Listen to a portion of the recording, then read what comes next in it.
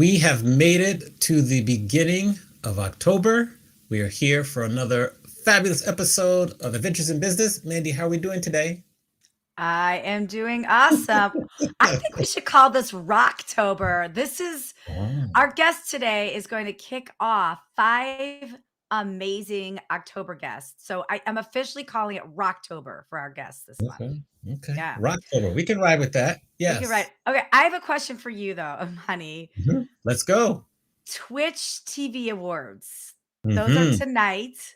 Can you Yes. Yes. tell everybody what those are and what your involvement is? Because you are crazy. I know you did this last year. You're doing it again this year. You Yes. look really calm right now about to produce a huge award show. Can you talk about it, educate us on what it is and what your involvement is? Absolutely. So this is a word show that we created 3 years ago, middle of pandemic, to celebrate just all the work that DJs and then moderators who moderate DJ channels doing on Twitch, which is a live streaming platform. And so this is like a celebration, and we have like awards like best R&B singer, best moderator who handles security, most creative streamer. And the reason we did is like a lot of times with these bigger platforms like Twitch, they don't really give attention to like some of the smaller communities, and the DJ community on Twitch is 2 or 3% compared to the other 90% of gamers. So we decided to do this award show. This is the third year we're doing it.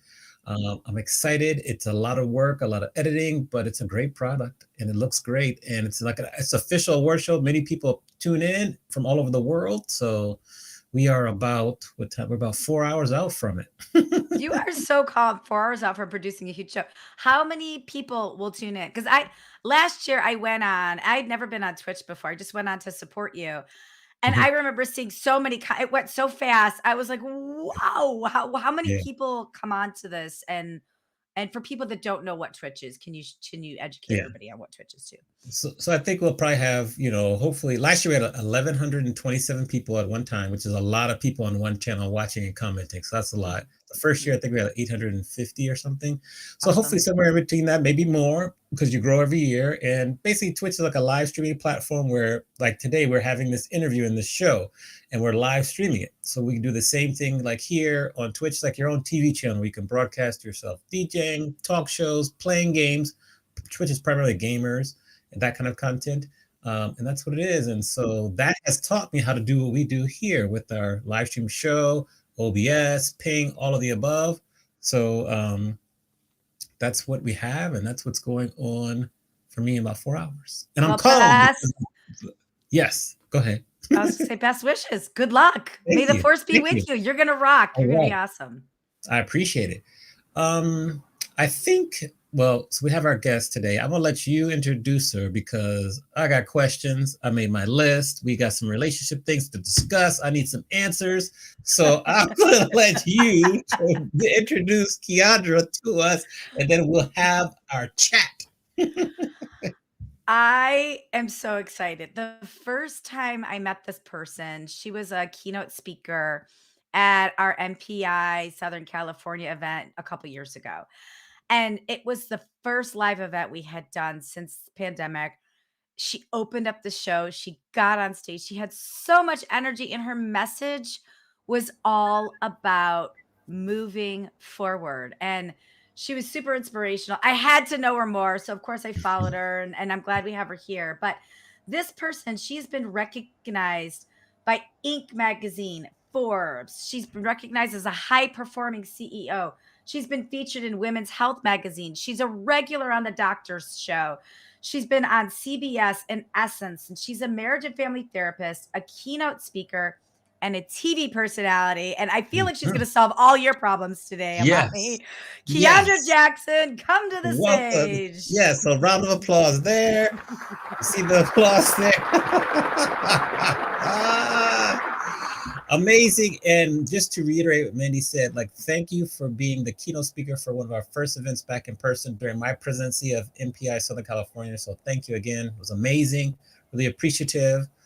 I say you heard kind of some of the introduction. I told you I had questions. My first question really, and we get right down to business here because I'm sure you've been asked this question before, but it'll kind of set the table. And I'm sure your answer will be interesting. But as a therapist, Within the Black and brown communities, there's a certain stigmatism to therapy. Mm. Why is that the case? And what have you seen in terms of over the last years as mental health has been such a focus nationally? Oh, these are good. These are great questions. First of all, thank you Yes. so much. Thank you so much for having me on the show. I love being a keynote at WeCon. It was amazing. I think that was my first in-person event after the pandemic anyway. So it was Yeah. very refreshing for both of us.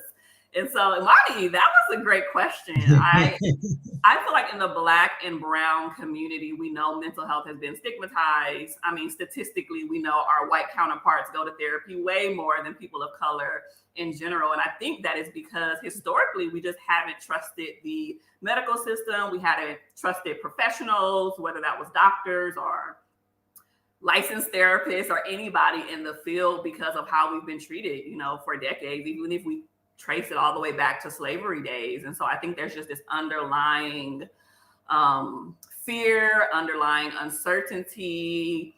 And also too, there are certain, how can I say that? There's certain stigmas that we even learn within our family. Like, you don't talk to strangers about your business. What happens, here stays here. Even if you're a person of faith, you just go to God and talk, about your problems. And so I think all of those underlying messages that get reinforced to us as a child, they kind of stick with us. So when we get older and we go through things as we do, because we're human, we don't seek therapy and mental health out as the first resource. We kind of seek that out never, or, as a very desperate means, as the last resource. And so I'm just excited that so many more people are talking about mental health, therapy.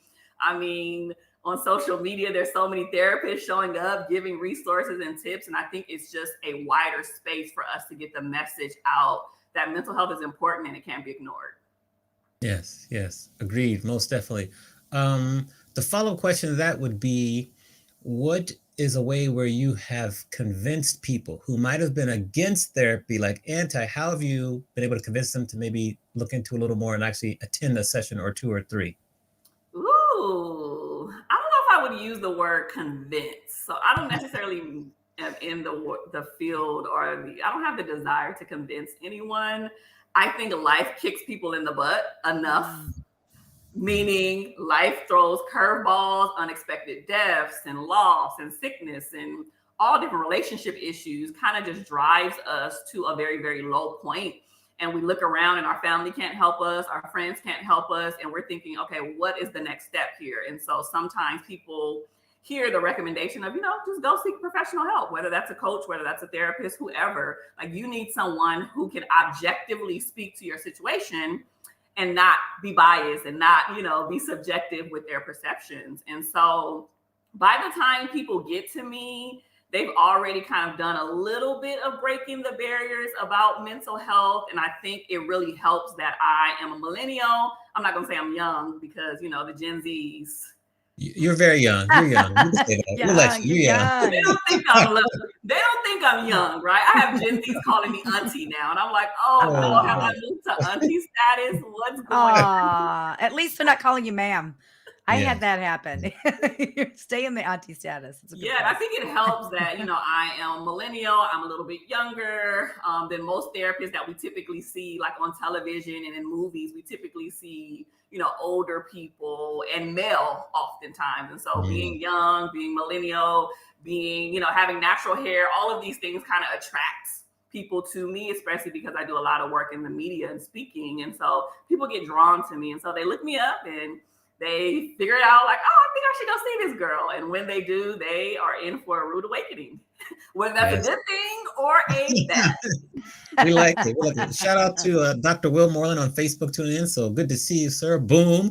Mandy, he's from Compton as well. That is one of my someone that I look up to. So thank you, Dr. Will, for tuning in. Yes, Dr. Will and I are in the same mastermind together. So why aren't you there with us? We'll talk about that. Before I ask my next question, I didn't get invited. Okay, is this my formal invite? Okay, I think it's a formal invite. Hold on. Mandy, I'm going to defer to you for the next question. Then I have more, so keep going. Yeah, I want to take a quick left turn for a second and talk about the business of therapy, because I think you do such an awesome job at not only being a recognized therapist, but you do a great job at helping other people with other things, whether that is getting more media, whether that is how to speak on the internet using Instagram. And I think you just made your business so robust. So I have a couple questions surrounding that. And the first one is, when did you make the turn from being a therapist to adding these other pieces of your business? When did you make the turn and what made you make that turn? That's a great question. I think the turn wasn't intentional at all. I never sat down and was like, you know what? I should be on TV. I should write articles. I should speak. I never really thought about it from that aspect. I genuinely just love talking about healthy relationships and mental health. And so I just decided to get on social media. Back then, Facebook was huge, right? Like that was the platform. Yeah. So I got on Instagram and Facebook and just started talking about relationship, doing live Q&As and just really engaging with my audience. And people loved it. They just wanted more. They saw my personality. They really didn't understand how I could be a therapist and, just understanding it from a different lens. And so I just started doing that consistently. And then people started reaching out to me and wanted me to be on their podcast. And I said yes. So I started doing a whole bunch of podcasts. And then that turned into live in-person speaking engagements. And that is kind of what catapulted my career from just being a therapist, seeing clients one-on-one in my private practice, to getting on larger platforms, speaking at WeCon, and when there's, hundreds and even thousands of people in attendance. And then from there is where my media career developed, because people saw me speaking and they're like, okay, this girl, she has the personality, she has the charisma, she has the shine, she would be great for TV. And so that was what transitioned me to doing that. And that's where I found my love. I love speaking. I love seeing clients as well. Don't get me wrong. But speaking and media, it brings me the most joy right now. And so I'm putting a lot of energy into allowing my message to reach a larger audience instead of just working with the people one-on-one behind closed doors.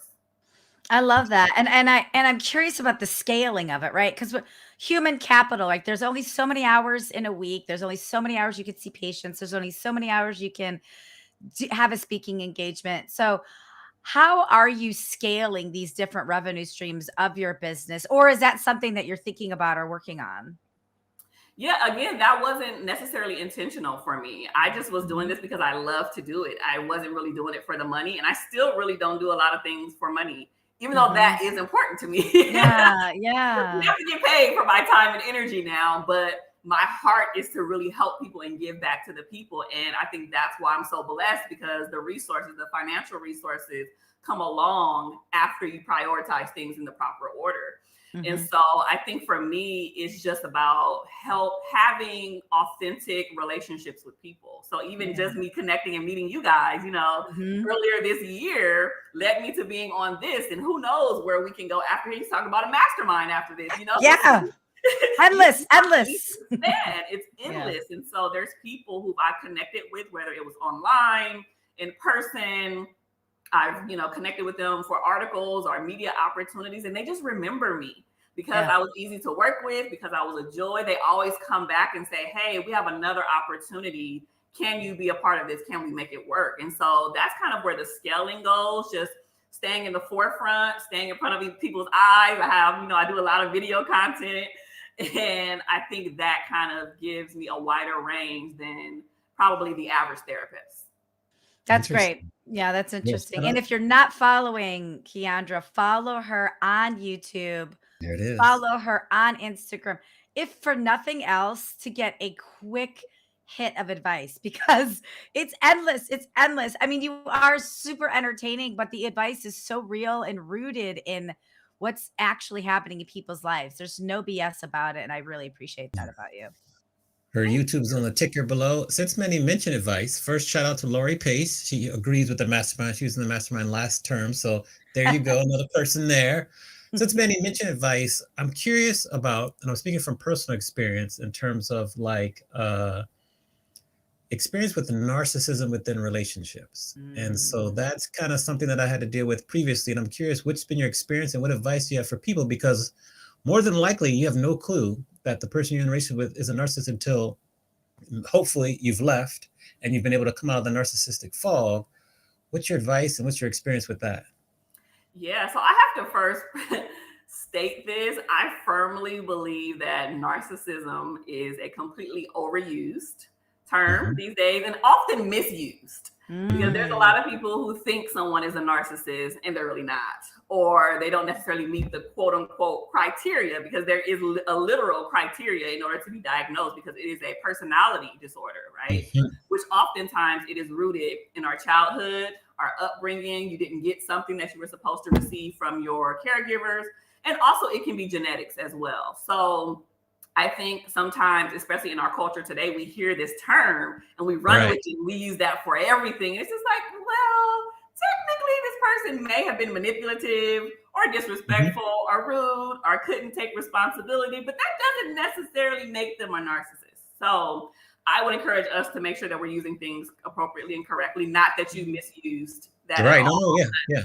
I think we just have to have really concrete conversations around, especially mental health terms that can be damaging, because some people, you wouldn't want the label of being a narcissist when you're really not, like that's just really fair. So I think being with someone who truly is a narcissist is probably one of the hardest things that you will ever experience in the relationship, but also breaking free and getting away, quote unquote, from that person.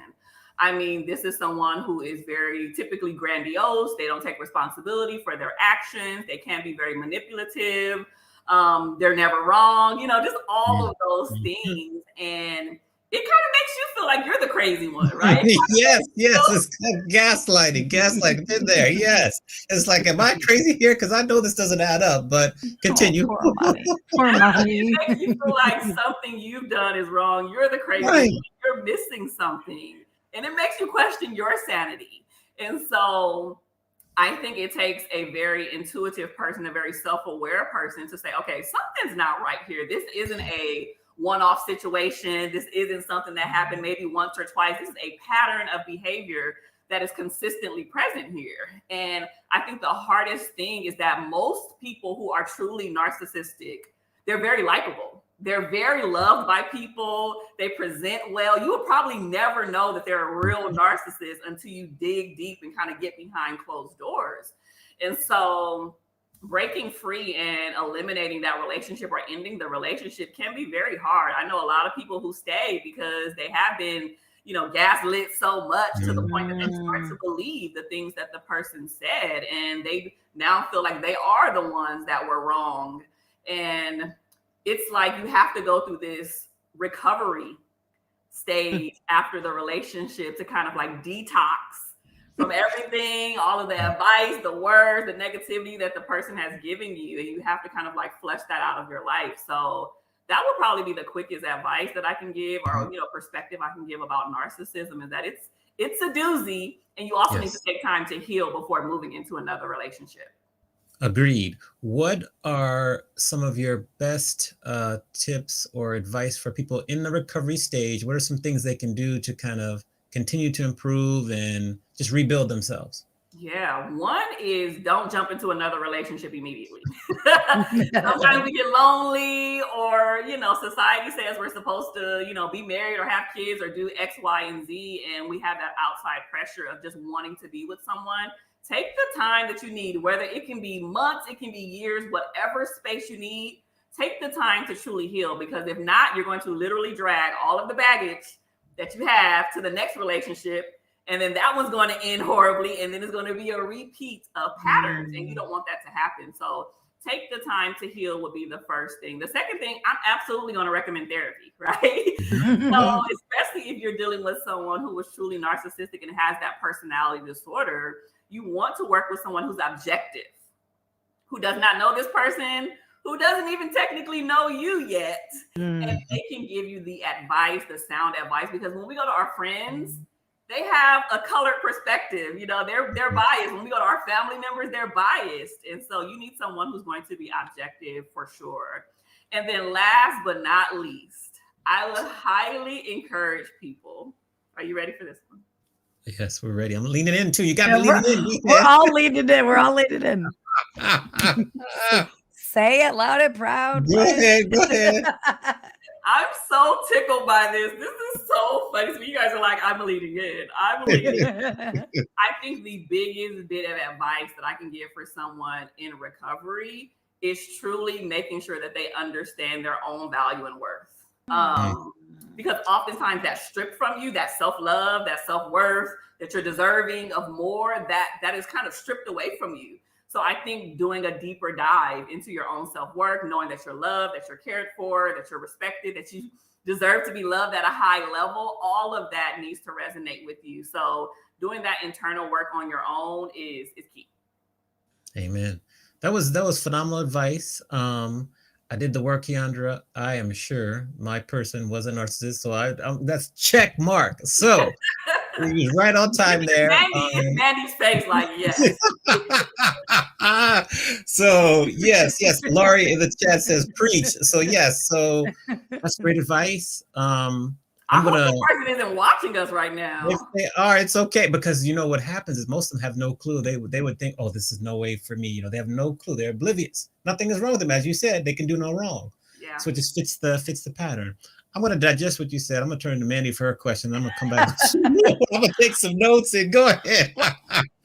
Amani, I want to tell you, you are worthy of the highest love, Exactly. and we all love and respect you. Mhm. So, Yeah. that was great advice, Kiaundra. I love hearing that. I want to hang here for a second because you just said something that I identify with is, I have been diagnosed with severe anxiety disorder back in 2015. Apparently, I had it my whole life, but I'm going through perimenopause and my body chemistry changed and it really came out to party. And I get a little triggered when people say, "Oh, I've got so much anxiety," because I'm like, yeah, but do you have you been diagnosed? Okay, and it's a journey for me. Every day is something that I'm managing it, and so when you say, somebody says they're narcissistic or the word trauma or the word anxiety, what is a good way? Like, what advice do you have for people that actually have those disorders, like clinically diagnosed disorders, to in a kind way let the other person know they may not be using it the correct way while still protecting our mental illness, and educate them? Like, what's a great way to have that conversation with people that might be misusing those words? That's wonderful. Thank you for sharing that. That really resonates with me. I think the biggest thing in this area is vulnerability.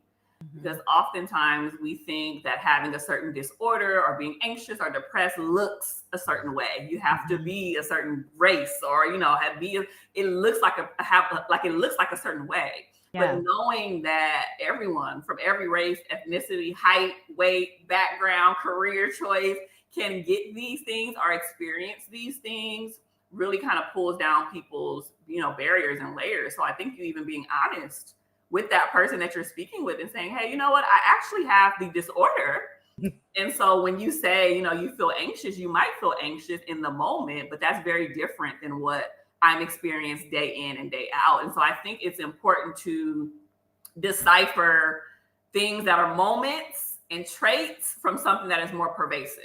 Right? You can have an anxious moment. You might be on a flight and you get anxious, or speaking on stage, you get anxious. Those are just very small moments, but that isn't something that you experience day in and day out that takes over a good chunk of your life that you have to manage daily. And so I think we just have to be careful and more compassionate and show grace. And again, goes back to what I was saying, not overusing terms that we hear other people use and we just run with it. Maybe we need to kind of do a little research on our own and really figure out what trauma and narcissism and all of these things mean, and not just run with it because it's a popular term. Yeah. Okay. I love that. That's great advice. And then I'm going to turn this up a little bit of a notch here. So I went to my 30th high school reunion last month, and it was hilarious because it's all these people that are all my age. And we talked about two topics: perimenopause and aging parents. It was literally the only thing anybody talked about. So what advice do you have out there for those of us who have aging parents and we are witnessing their relationship changing before our very eyes? We don't want to overstep, but we do want to help. And I'm just dipping the toe in the water on this, by the way. So this is a personal question for me, but what can we do to understand the aging parents thing, and how can we be helpful or not? Is helpful being silent? Whew, this is a tough one because I think as we all age, especially if your parents are still with us, we're all going to experience this. No one really gets to escape this aging parents thing. And I think I did a YouTube video about this maybe a few months ago or a few weeks ago, and I got so many private messages and emails where people were like, please talk about this more often because this is something I'm currently dealing with and I'm struggling. And I think the hardest part about aging parents is the role reversals, right? They take care of us if they're a great parent and have been present. They take care of us their whole lives. And now they're getting older and we're seeing, okay, we have to check in on them. We have to call them. We have to make sure they go to their doctor's appointment. Are they taking their medication? And all trying to do that while we're still trying to live our own lives. And I've even experienced this with my parents too, you know, especially if they have some type of medical issues going on too. It just adds to the layers of like, wow, now I have another thing on my plate that I have to take care of and manage. Thank goodness I have a sibling where I can, you know, these responsibilities and split the responsibilities. But it's very, very hard. And I think their loss of independence is what really causes them to fight us so hard, right? Because they still want to drive. They still want to do all of these things. It's like, I don't know if you should be 99 years old driving because this can be dangerous. Right. So we have to really kind of love on them, but it's a twofold thing. We're now kind of becoming the parents and now they're losing their independence and it's hard to manage. But I think having conversations about this in the most realist way possible is key. I remember me and my sister had to sit down with my mom because we noticed something that was a little bit off with her too and said, okay, I think you need to go get checked out on this. Like, I don't know if it's the thing, but you really need to go get checked out. And she was kind of like, that's not a thing. Like, it's whatever. But I'm like, no, it's a thing. It's a thing. We see it. Yeah. And so it wasn't an easy conversation for us to have, but it was necessary. And we wind up getting, you know, good results on it and good responses on it. So I think communication is key in this area. I love that. And so I'm going to have to watch your YouTube episode on aging parents for sure. I'm going to share it with my siblings too. And is there a way to honor, the parents who want to exert their independence still by still, you know, when you said we have to do this, we have to do that. I don't think my siblings and I feel like we get to participate in this part of their life, but we also want to honor their independence that they're slowly losing a little bit or their fear that they may experience. Is there a way to delicately honor that or recognize their fear without making them feel like we see their fear? Yeah, I think acknowledging the realness of it all is super important, but also to trying to come to I guess you can say like a middle ground of like, okay, I see you losing your independence and maybe, I'm not sure, you know, exactly what your situation is, but maybe something is a little off and we do need to take a little bit more control in this area, but saying, okay, this is what we're going to do, but what are some things within that person, your parent, can still do? So it's like, you're not taking all of it away from them. You're allowing them to still have some type of control and involvement in it, but just making sure that it's not dropped. It's not, you know, mishandled or forgotten. So again, it kind of goes back to that conversational piece, that communication of like, what can we do to make sure that this is a safe situation for everyone, but also still giving them a little bit of involvement and independence in it so they won't feel like you're taking everything away from them. Beautiful. Expert advice. I appreciate that. Thank you. Just dropping Jim after Jim here. We have to get the little emote that says Jim. I mean, you know, you can brush your shoulders off. It's okay. You can brush your shoulders off. It's okay. My next question for you, two parts here. You're the co-founder for Black Speakers Rock. What was the inspiration behind starting this organization? Yeah, so I actually have a business partner who this was her grand idea. She was like, you know what, I want to create a platform for new and emerging speakers. There's some that are out there that is for everyone, but she was like, you know, I don't really see one specifically for upcoming Black speakers. And so it really just started as an idea from her. And she was like, let's create a Facebook group, you know, and I'm like, okay.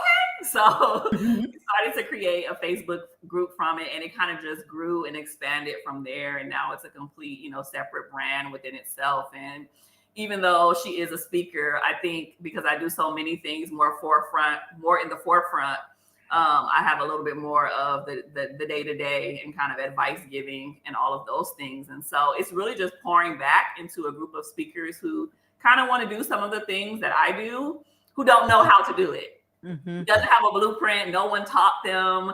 I think a lot of people who are really great speakers, like the great biggest speakers, even if they're not, Black, they kind of gatekeep some of the information. They don't really share how they got there and what the journey was. And I told myself, because Dr. Will Moreland, he has been an integral part of my speaker growth. I told them that when I get to a certain level, I would come back and share all of the gems that I know. And I've been doing that. So that's huge for me.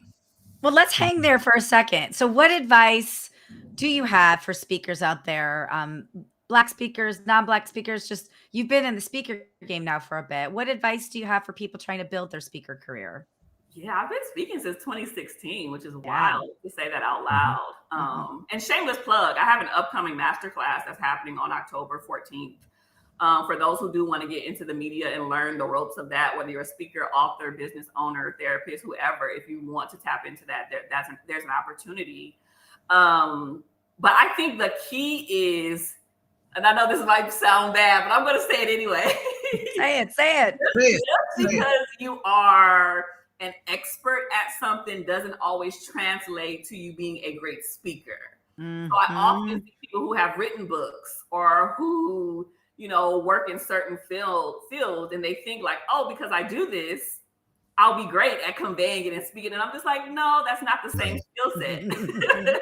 So people think that it's an automatic thing, but speaking is, again, a skill set that has to be nurtured, and you really have to tap into it and learn the ins and outs of it. And so I would encourage people to learn that aspect of it, and don't just think just because you are a thing that you're going to be great at speaking. That's one. And then two, I would encourage people to just get out there and do it. We're living in an age now where social media and video, you can turn your phone on right now and create a video, and that's a form of speaking. And you never know who that video is going to reach, who is going to inspire. Oprah might see it. You never know. And so things can happen overnight. And so sharing your story, your expertise, your knowledge with simply just your phone in your hand can be life-changing. It doesn't have to be speaking on stages and being on television like me. It can start from the very, small things of just being on social media and creating videos on your phone. Yeah, just start. I think that is great advice. Just start and know your strengths and weaknesses and know where your voice is helpful publicly or privately. That's great advice. Absolutely. Definitely. Now, there's a saying, and I heard this, at the National Speakers Association conference in Orlando. Where were you, by the way? We need to get you there. But second of all, second invite. Yes, I had the list here. They say don't do therapy from the stage. And I heard this, and that's what the rule is, because you don't want to be up there talking about, oh, well, I have this bone to pick with my ex-boss, and they did this, and this is what my speaking topic, or it could be relationship based. How do you follow that rule, but you're a therapist? I'm curious as to how do you manage those lines by not doing therapy on stage when you are a therapist? So I think the biggest thing that I've learned is graduate school did not teach me anything about speaking and writing books and being on television. You don't learn those things in graduate school. This is something that I had to pick up on the side extracurricularly. Outside of that knowledge. And so for us, if you're a really good therapist, you understand boundaries, you understand lines, you understand where you can pick up on subtle cues. You can just, your intuition is just heightened a little bit if you're fully tapped in. So I know spaces where I can be vulnerable and share bits and pieces of my story without quote unquote bleeding on the people or giving too much to the point where they're like, why is she telling me this? But it's still relevant to whatever it is I'm discussing and talking about. I think even at WeCon, I shared a piece of my story about me growing up and eating the same thing for breakfast, lunch, and dinner because my family, we recently got divorced. My parents got divorced, and it was difficult for my mom to provide, right? I shared that piece of my story because it's a healed part of me. I don't share pieces that I'm still working through or still trying to figure out, or that still may be triggering for me. I shared healed parts of my story. And so that's the advice that I would give people who want to intertwine their personal story on stages, is to share the healed aspects of you and not the things you're still working through. Yeah, excellent advice. Excellent advice. Again, who are some of your therapists? Well, let's ask two parts. Who are some therapists and speakers that are like your mentors that you look up to? Ooh, I would definitely say Dr. Will Moreland. Yeah. In addition to Dr. And he's We love Dr. here. Will. He's We're gonna get here. Dr. Will Hands too. We're down gonna my get yes. favorite for multiple Yes. reasons, right? He's from Compton. He's a Black man. Like, he gets it. He was probably one of the first people who poured into me and saw something unique in me and helped me kind of develop that. I would also say, you said therapist. Ooh. And I don't want to influence your decision because I have a couple in mind that I think you might select, but go on first because there's some popular ones out there. So, I mean, there may be some that you guys don't know because they're not That's in the okay. limelight, but I think the one that's coming to me is Dr. Spirit. I work with her on one of the OWN shows that I was a part of. And she was the principal therapist and the host for the celebrities that we were working with in the reality TV space. And so how she navigates media, her own private practice, speaking, she literally has like 7 kids, like, and a husband, like, the way she navigates this space is really inspiring to me. And so I definitely look up to her in this therapy and speaker space, because it's also very unknown territory. Even though there are therapists who are speakers and in the media, it's not as frequent as you think. So it's important for me to have those role models to kind of see how they navigate and kind of, mimic and copy in the best way possible. Not stealing people's stuff, but mimicking them to kind of pave the way and create a space for myself. Yeah. I mean, we're always ideating. Everyone's always ideating. Nobody's copying. We're just ideating. Yeah. 2 things came up that I wanted to. There are people who copy. People do. They are. We know who you are. We're gonna call you out. We know who you are. We'll call you out. Thing. You know your name. Yeah. We'll go back to Mandy's question about taking care of aging parents. The saying is like once a man or woman, twice a child. So I have to go through that. So that's the saying right there. I want to circle back to that. And then, since you work with other speakers who are kind of up and coming or wanting to develop, and also just in therapy, there's this feeling out there that we're running out of time. As you get older and as maybe you see, friends or peers either having children going to college, getting promotions, and you're kind of doing your thing, particularly with entrepreneurs, you feel like you're running out of time. What's your advice? How do you handle that? Do you run into that? What are your thoughts on that?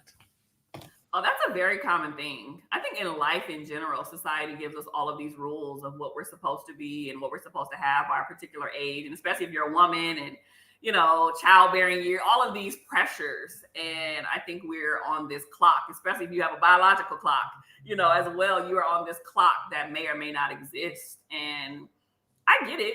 I get that it's pressure. I think that you do feel the urge to want to get all of the things you need to get now, but I'm really big on this season of my life of living in the here and now, like not dwelling too much on the past, even though it has its place and it's relevant.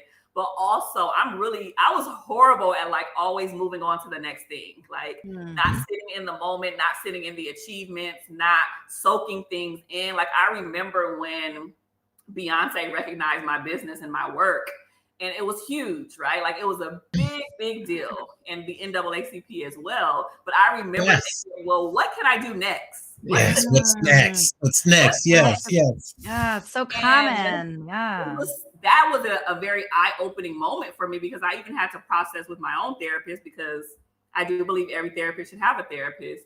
Like, why was I so concerned about the next thing and I couldn't soak in this huge accomplishment?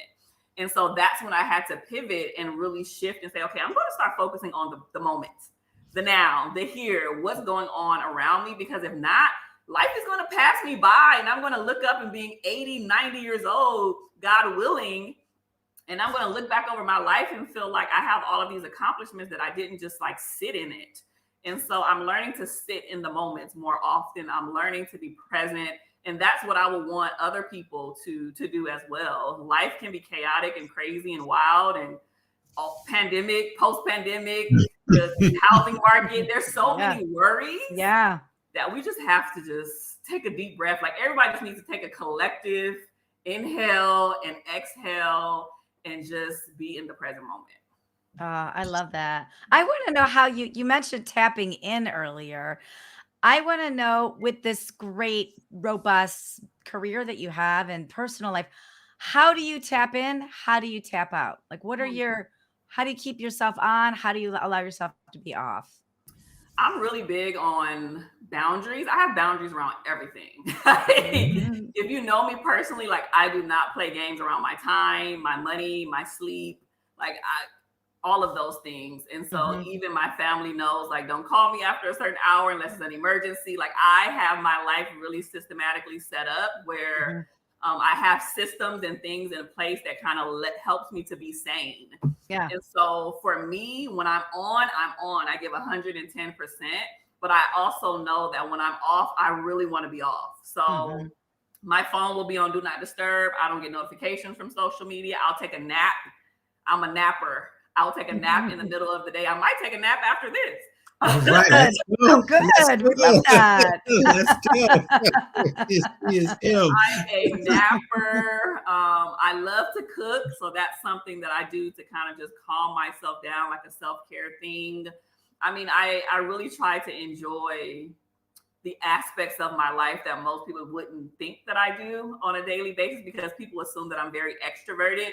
And I'm pretty much smack in the middle. Like, I'm not fully introverted or extroverted. I'm an ambivert. And so I get a lot of my energy still from being alone, being with my own personal thoughts, having quietness, and just being with myself and being with God. My faith is a huge, huge sustaining factor for me. Everything I do is filtered through that. So that's really important to me as well. Love that. We've come to the part of the show where we flip the script and we let you ask us each a question. I see you're ready. So we don't even need to tee it up for you. What question do you want to ask, and who do you want to ask the question for first?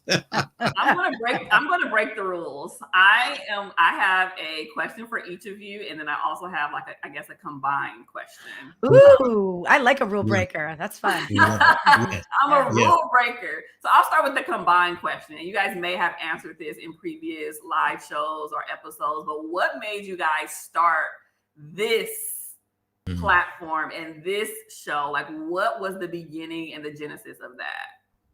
Mandy, you want to start off? Yes, I love this question. And you know what's funny? Not many people do ask this question. I think we've shared this on the show, but I don't think anybody's ever asked us that. So thank you for the question. So Amani and I, well, it was actually WeCon when you were the speaker. I was on a committee and Amani was the president at that time. And somebody had said, I think I had said, why don't we do a LinkedIn Live to generate some registration? And people were like, that's great. Good idea. I'll roll with it. And I was like, oh, so now I've got to do this. But Amani was live streaming at the time, so he was comfortable with it. So he and I were doing these weekly live stream shows, 10 minutes. So one week we announced you as a keynote speaker. Another week we would announce a breakout speaker. Another week we would announce a really cool sponsorship. And the whole purpose was to just continue to build our community and to generate more registration.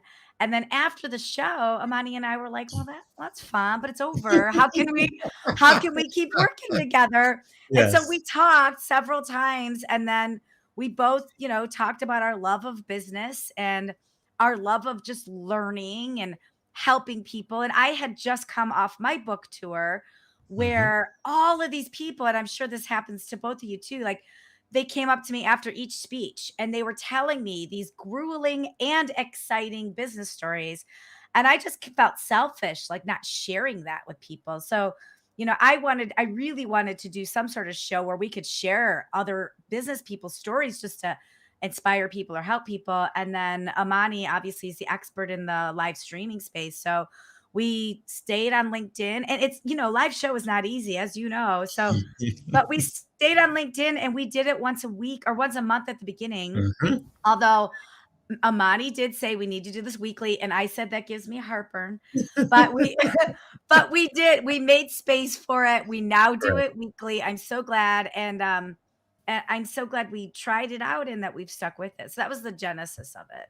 Yeah. I don't know, So that's Amani, what did I miss? Did I miss you anything? covered everything. Well, I'm glad you mentioned the first it was monthly, then we went to weekly. We're already through like a year, I think 36, 37 episodes. Like it's helping us with like our like visibility. It's helping us learn about like interviewing people. We get to meet people. It's like a really good way of networking and creating personal connections.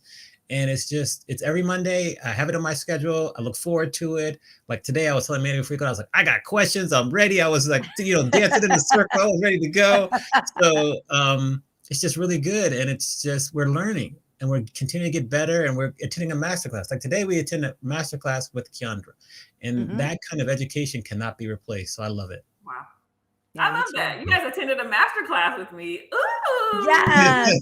That's We right. Yes, did. put it down. Thank Now, you. yes. Now, who you Okay, guys so who I did this with? remember when I met you, Amani. I think maybe it was Mandy or someone else. Like they mentioned that you were a DJ, and I thought that was super duper cool because when I met you, I thought that you were just this president of this organization, and to kind of like see something in you that I wasn't expecting. I thought that was so cool. So tell me about how you got to be a DJ, because this isn't just something that you just wake up in the morning. You're like, I want to be a DJ. Like, how did this happen? Because I need the backstory. Yes. So went to Howard University in Washington, D.C., HBCU love. Saw DJ Bismarcky at Quigley's nightclub in the mid-90s. He was amazing. Played all these songs, these theme show songs. I decided I want to be a DJ, but I didn't think it was a legitimate career. So I let fear hold me back, and I went to work for Marriott for many years. Every city I'd lived in, DC, Atlanta, Chicago, Dallas, Miami, LA, I'd still go see the DJs. And then finally I got out here and I first started to teach myself. I said, I want to learn. And then one of my best friends in life, Josh Evans, he said, I went to take a class at Scratch Academy. I think you should go there. It would help you. I know you're DJing now, but this could help build fundamentals. So I went to the class. This was back in 2012. So 11 years ago. And I already been DJing for 4 or 5 years, but this completely changed my life and the trajectory of my career. So I went through that program, had some interesting up and down experiences, passed, and just continued to grow from there. Now I've DJed all over the world. I DJ big events, small events, online. So that's kind of how I got my start with the DJ. Long story short, yes. So the next time I have an event and need a DJ, I know who to Call call. me immediately. Know who to call. Call me now. Send me dates now. Let's talk now because got to have the music. I can also I have some unique things. I can also be your opener, which means that I can DJ for your opener, or I can do a quick talk. I will open up properly, which means I'm not going to overshadow you. I can do a quick talk to warm up the crowd so they're ready for you. Also, I can DJ, open, and close. Okay. Yes. I see partnership. Quality that most people wouldn't have. I don't think all DJs can do that. So that's pretty cool. Yeah. Okay, Mandy. So also when I met you, I remember after, like, you were the coolest. You were super nice. And so I think we were talking after my keynote, and you had briefly mentioned like, oh yeah, I'm also a speaker and an author. And I don't think we really got a chance to really dive into your book. So what would you say was the hardest part about writing your book? Like the realest part, not like some little sugar-coated answer, but like the authentic, realest part about writing your book behind the scenes that no one would really think about. Ooh, that is a great question. Nobody has asked me, and something came to mind as soon as you said that. So I don't know if this is 100% the hardest, but it's the first thing that came to mind is, my book spans 20 years of business, jobs, sales. So I was recounting story. Oh, thank you, Matt. There it is. Sales, hustle, humor, lessons of a life in sales. I was recounting stories from my professional career, but it was still like I was recounting things from 1993, 1997, 2004.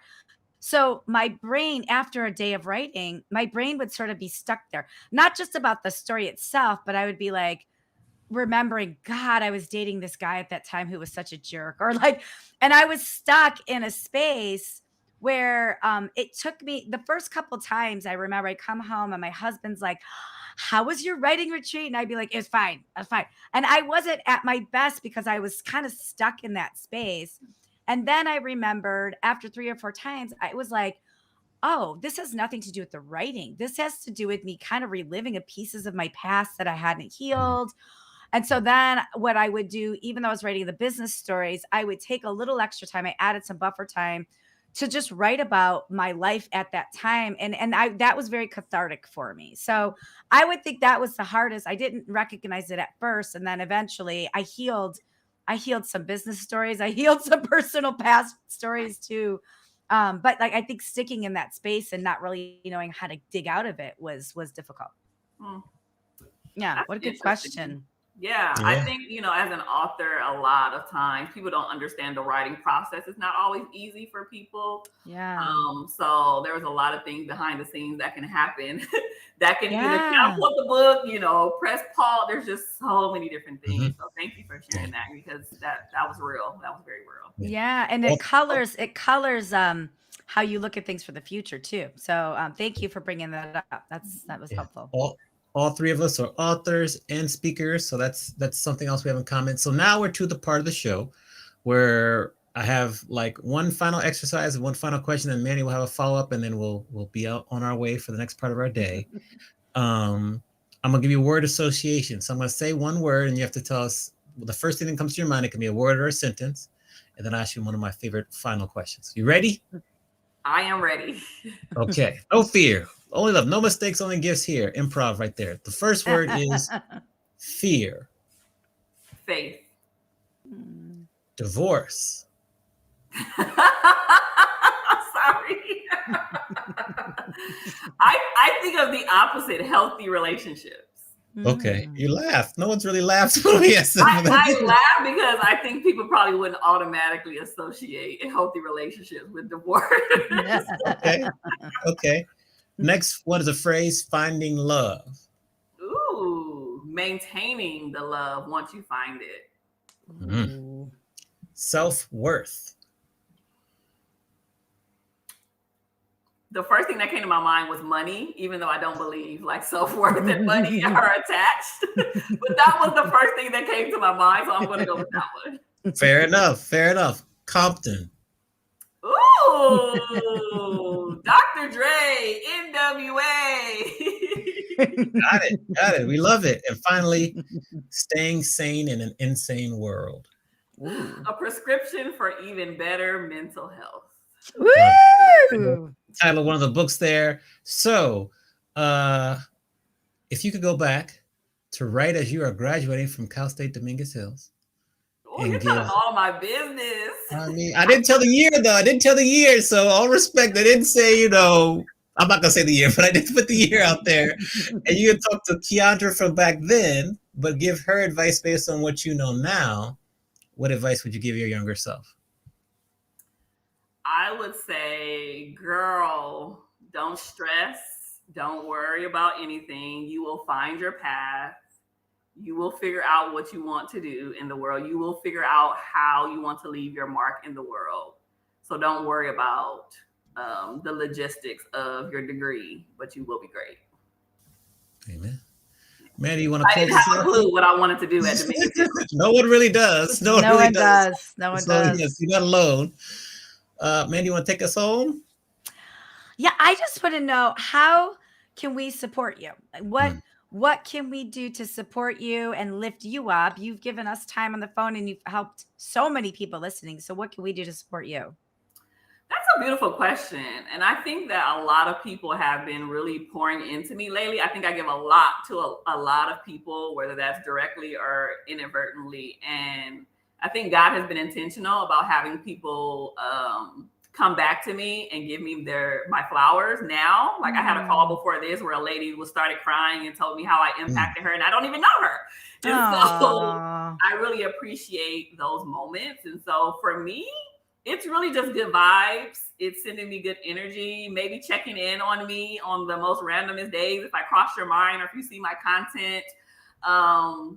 And also, if anyone wants to continue to support any of my work, I am still trying to grow one of my platforms, YouTube. And so if anyone wants to stay connected, maybe sharing that platform would be great. Got it. Awesome. We'll drop the Done, link in the done, and chat done there. for Thank you. sure. We'll give you a round of applause. Hold on here. Excellent, excellent interview and advice and everything.